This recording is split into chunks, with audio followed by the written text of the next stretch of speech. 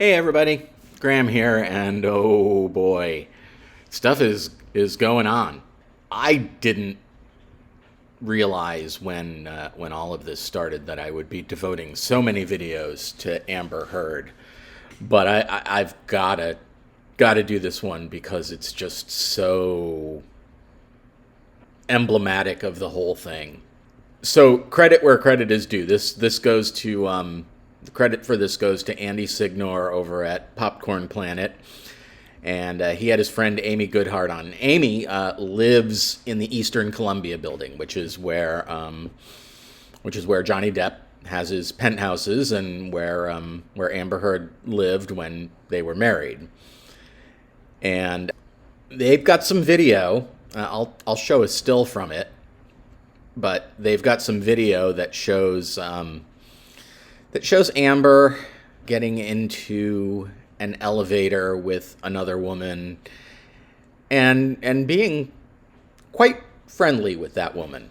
Amy confirms that it is the Eastern Columbia building they're in. She recognizes the elevator, she recognizes the levels that they're on, and all that kind of stuff. So if this did happen at the Eastern Columbia building, then it happened during the time when Johnny and Amber were together. Now, I don't know the specifics of Johnny and Amber's relationship. I guess you could call it a theory, or my general belief about Hollywood couples is that they all probably have some degree of open relationship. I'm sure that's not true for everybody. I know there are Hollywood couples that have been together for years, and I know that everybody's got their own ideas about things. But realistically, if you're in that business and you're off at some location for 3 months shooting without your spouse, and you're with some sexy co-star, the odds are pretty good that you're going to hook up. I mean, especially when you're dealing with high-achieving people. They tend to get what they want, and if they want that sweet stuff, they're going to get it. Ordinarily, the idea of a Hollywood person cheating on their spouse wouldn't be particularly interesting to me, because I assume they know about it and it's just the way it is. They know about it and it's going to happen, and that's it.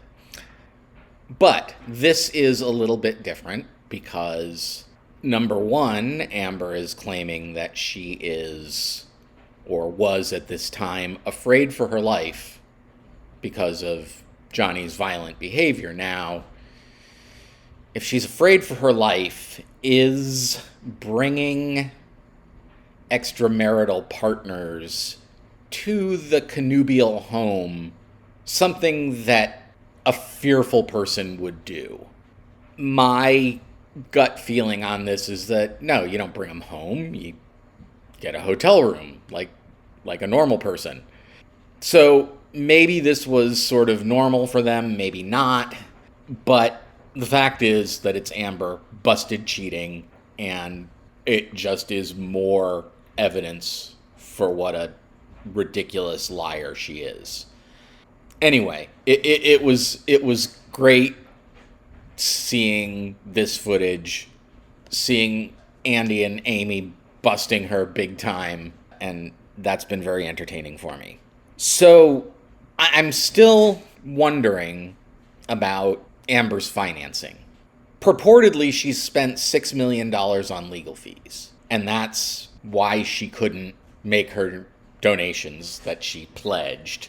But there's been a lot of talk that her legal fees are actually being paid by her insurance company, and somebody pointed out that a representative from her insurance company was there in the courtroom with her. So if she didn't pay her legal fees and she didn't donate the money, then she should still have a decent chunk of that $7 million lying around.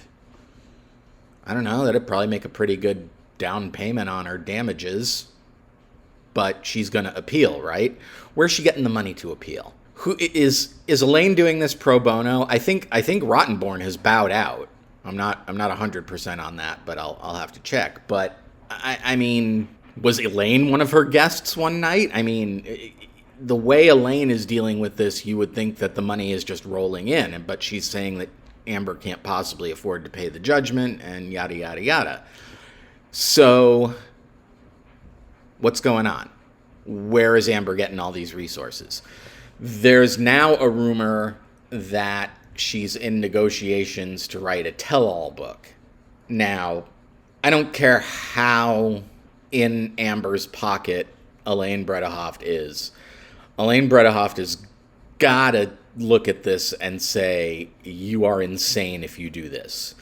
Because if she does it, and it focuses on Johnny, then she'll be simply republishing allegations that she's already been sued and lost over. If she puts in new things, she's just inviting another lawsuit because A, it's going to be bullshit, and B, Johnny's just going to sue her again. You know, it'll just be more defamatory material for her to get sued over. So unless Elaine is literally completely insane, she's got to be telling Amber, don't do this, you are an idiot if you do this. Because if she does it, she's screwed. I mean, she's screwed no matter what. She's not gonna get an appeal. I mean, she may get an appeal, but she's not gonna win an appeal. I have a feeling, the appellate court is probably gonna look over the transcript of the trial and say, no, this was fine. So I don't understand how she's not just laying low and going away. Oh, the other thing is that she was apparently spotted shopping at TJ Maxx. Now, nothing against TJ Maxx. I shop there occasionally. Of course, if you've watched my videos, you know I have like 4 shirts. So, I should probably shop there a little more often. But I'm wondering about these shots of Amber and her sister at TJ Maxx, because on the one hand, it could just be some random person that happened to recognize her and whipped out their phone and got some footage. But on the other hand, it could be a publicity move, as if to say, well, look how poor I am now. I have to shop at TJ Maxx and not, Rodeo Drive. So I'm not sure what to make of all of this. If you take all of this together, it just seems like the waterfall of Amber H stupidity is just really starting to come to a serious crescendo here. And I'm finding all of it very amusing and entertaining. But I'm also kind of mystified because I don't understand why she's doing the things she's doing. They're not rational things to be doing. And on that, I'm just going to leave it there. I'll catch y'all in the next one. Graham out. Bye-bye.